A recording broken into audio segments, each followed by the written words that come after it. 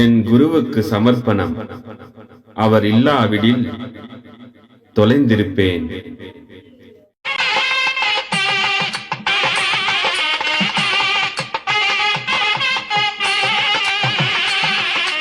மனசுல நிறைய வேறுபாடுகள் இருக்கும். ஆனா என்ன எவ்வளவு பெரிய வேறுபாடுகள் இருந்தாலும் கடைசியா நீங்க சுத்தி வந்து குடும்பம் அது சரியா இருக்கணும் ஒண்ணு, அதுக்காக பராமரிக்கிறதுக்கு என்னவோ அதை பண்ணுவீங்க. இதுல ஒரு புரிதல் உங்களுக்கு வந்துடும். ஏன்னா இது எல்லாருக்கும் வருமானம் வராது. குடும்பத்துல பிரச்சனைகள் வரும்போது சாதாரணமா ஒரு குடும்பம் இருக்கு, யாரும் பாடம் வாங்கல, சாதாரண குடும்பம் தான். 2 பேரும் கணவன் மனைவி வேலைக்கு போறாங்க, சம்பாதிக்கிறாங்க, பிள்ளைங்க படிக்கிறாங்க, இப்படி ஒரு குடும்பம் இருக்குன்னா அங்க பிரச்சனை வந்தா ஒரே சண்டையா தான் இருக்கு. அவர் சொன்னதா இந்த அம்மா கேட்க மாட்டாங்க, இந்த அம்மா சொன்னதா அவர் கேட்க மாட்டாரு. சில பிரச்சனைகள் வரும். இதுல பிள்ளைங்க தலையிடுவாங்க. நான் எங்க அம்மாவை திட்டுறானுவோம் ஒருத்தன். ஒரு பொண்ணு என்ன பண்ணா அம்மா பண்றது சரியில்லைன்னும், இப்படி ஒரு குழப்பம் வரும். ஆனா இந்த பாடம் வாங்கினவங்களோட குடும்பத்துல பாத்தீங்கன்னா அப்படி வர்றதுக்கு வாய்ப்பே இல்லை. அப்படி வந்துச்சுன்னா நீங்க பாடம் சரியா பண்ணலன்னு அர்த்தம். ஏன்னா பாடம் சரியா பண்ணவங்களுக்கு மனசு எல்லா வகையில அனலைஸ் பண்ணி எப்படி போய் இவங்களை எப்படி நடத்தணும்ன்றத புரிஞ்சு அந்த வேலையை செய்யும். அந்த புரிதல் அவங்களுக்கு வந்துடும். காரணம் என்னன்னா மனம் ஒடுங்கிய நிலையில அவங்க இருக்கிறாங்க. மனம் பரந்த நிலையில, மனம் அலையிற நிலையில இருக்கிறவங்க அவங்களுக்கு இந்த மாதிரி ஒரு எண்ணம் வராது. மனம் ஒடுங்கிய நிலையில இருக்கிறவங்களுக்கு எல்லா விஷயத்தையும் அட்ஜஸ்ட்மெண்ட்ல கொண்டு போகணும் அப்படின்ற மாதிரி ஒரு நிலையிலேயே அவங்க இருப்பாங்க. அவங்களுக்கு இந்த பிரச்சனைகளை வந்து ஈஸியா டேக்கிள் பண்ணிடுவாங்க. சில பிரச்சனைகளை அவங்களே கூட தலைமையில போட்டுன்னு கூட, அதான் நம்ம ஏன் இதுல ஏதாவது அவங்க செய்தா பிரச்சனை வருது, நம்மளே செய்திருவோன்னு அவங்களே செய்ய ஆரம்பிச்சிருவாங்க. பிரச்சனை வராம அந்த ஃபேமிலியை ரன் பண்றதுக்கு இந்த பாடம் அவசியமாயிடும். எல்லா வகையிலையும், மன அளவுலயும் சரி, பண அளவுலயும் சரி, கொடுக்கறதுல எல்லாத்துக்கும் இந்த பாடம் ரொம்ப அவசியம். காரணம் என்னன்னா மன அடங்கிய நிலை. மனம் அடங்கிடுச்சு, எதுவும் தேவையில்லை. இப்போ ராமகிருஷ்ண பரமஹம்சர் அவரோட சீடர் வந்து விவேகானந்தர், தலையாய சீடர். அவரை பார்க்கணும்னால அவர் வந்துட்டாலே ராமகிருஷ்ணர் துள்ளி குதிப்பார். வந்துட்டான் என் சீடன் வந்துட்டான். ஏன்னா குருவுக்கும் சீடனுக்கும் அப்படி ஒரு கனெக்ஷன். அவ்வளோ அந்யோன்யமா இருந்தவங்க. அவங்க குருவை பார்க்கணுன்னே அவரு மனசா நினைச்சு ஓடியாருவாரு. சீடனை பார்த்தவொன்னு இவர் துள்ளி குதிப்பாரு, என் சீடன் வந்துட்டான்னு. அப்படி ஒரு அந்யோன்யம். அப்போ முதல் முறையா வந்து ராமகிருஷ்ணரை பார்க்கும்போது, ஐயா நீங்க வந்து காளி பக்தர்னு கேள்விப்பட்டேன், நீங்க வந்து காளியை எனக்கு நேரா காட்ட முடியுமா அப்படின்னு கேட்கிறாரு. ஒரு குருவை பார்த்து ஒரு சீடர் கேட்கிறாரு, காளியை எனக்கு நேரா காட்ட முடியுமா? அவரால் முடியாது. முடியும், காட்டுறேன் அப்படின்றாரு. ஏன்? சரி நீ பார்த்துட்டு நீ என்ன பண்ண போற? நான் ரொம்ப கஷ்டத்துல இருக்கிறேன், என் குடும்பம்லாம் ரொம்ப வறுமையில இருக்குது, எனக்கு கொஞ்சம் வசதி எல்லாம் வேணும், நான் கேட்டு வாங்கிக்குவேன். அப்படியா, ஆமாப்பா அப்படின்னு காளியை கூப்பிடுறாரு. அவரை கூட கூட்டின்னு போய் காளிய கூப்பிடுறாரு. கூப்பிட்டோன்னா அந்த அம்மா வராங்க. வந்தவொடனே இவன் என் சீடன், இவன் என்ன கேட்கிறானோ குடுமா அப்படின்ட்டு போயிடுறாரு. சொல்லிட்டு போயிடுறாரு.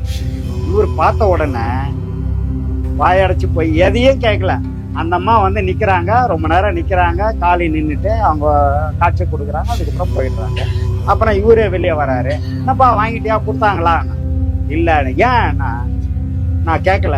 ஏன் கேட்கல? எனக்கு கேட்க முடியல, நான் இன்னொரு வாட்டி பார்த்தேன்னா கேட்டுருவேன். சரி வா மறுபடியும் கூட்டின்னு வந்து திரும்பவும் வந்து காளியை வர சொல்லி காட்டுறாரு.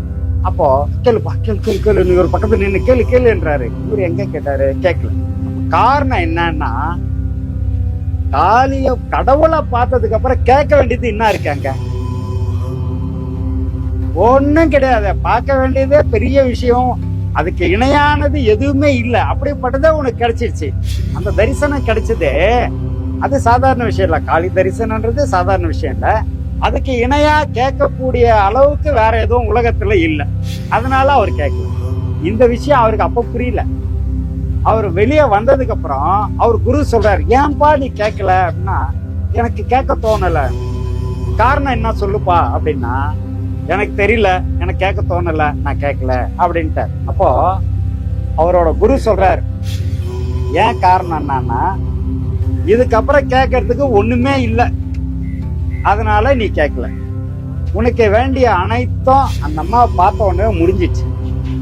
அப்போ அந்த கடவுளை பார்த்துட்டா ஆசை கிடையாது, பாசம் கிடையாது, வேற எதுவும் தேவைகள் கிடையாது.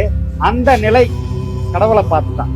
அதே மாதிரி இந்த பாடத்துல உச்சத்துக்கு போயிட்டோம், இந்த பாடத்துல நிலைகள் கடந்துட்டோம்னு சொன்னா தேவைகள் இருக்காது, எந்த தேவைகளும் இருக்காது.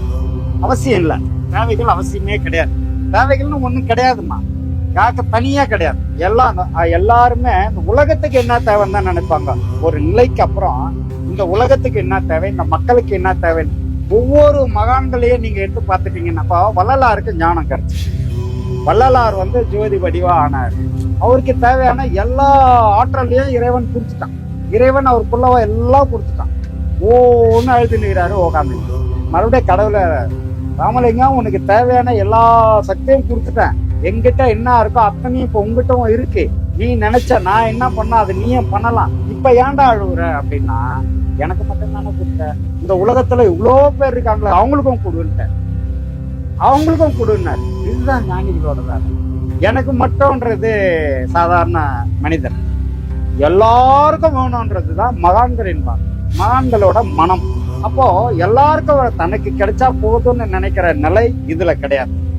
இதுல வந்துட்டாலே எல்லாருக்கும் எல்லாம் கிடைக்கணும், எனக்கு மட்டும் வேணும்ன்ற நிலை போயிடும். அதுக்காக தான் இந்த பாடம். இந்த பாடத்துக்கு வந்தாதான் மனம் அதுக்கு ரெடி ஆகும்.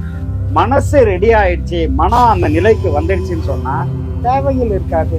தேவைகள் இல்லைன்னா பிரச்சனைகள் கிடையாது. பிரச்சனைகள் இல்லைன்னா உனக்கு வேற என்ன உனக்கு பிரச்சனை வரப்ப, பிரச்சனை இல்லைன்னா கடவுளை நீயும் ஒண்ணுதானே. பிரச்சனை இப்ப பசி, பணம் வேணும், சுகம் வேணும், கார் வேணும், பங்களா வேணும், தானே பிரச்சனைகளை கொண்டாந்து நம்மளே சேர்த்துக்கின்னு தானே நம்ம துன்பப்பட்டு இருக்கிறோம் இந்த உலகத்துல.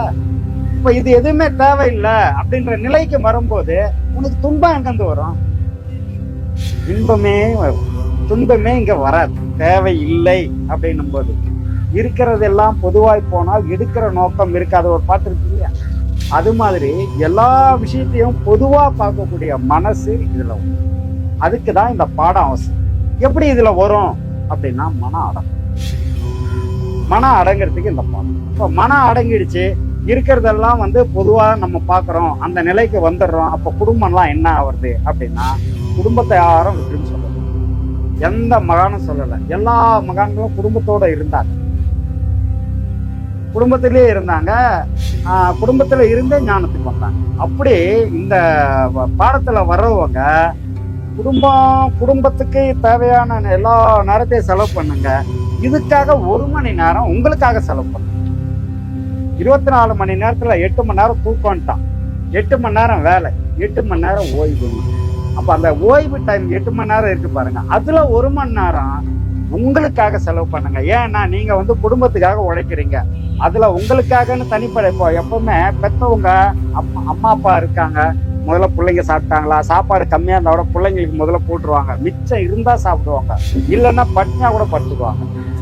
இப்ப தனக்குன்னு நினைக்காத விஷயம் அப்பா அம்மான்ற அந்த பிள்ளைங்களுக்காக இயங்குறாங்கல்ல. பிள்ளைங்க சாப்பிட்டா போதும், நம்ம பட்னியா இருந்தா கூட பரவாயில்லன்னு அப்பா அம்மா நினைக்கிறாங்கல்ல, அதே நினைப்பு தான் இறைவனுக்கு நம்ம மேல. என் குருவுக்கு சமர்ப்பணம். அவர் இல்லாவிடில் தொலைந்திருப்பேன்.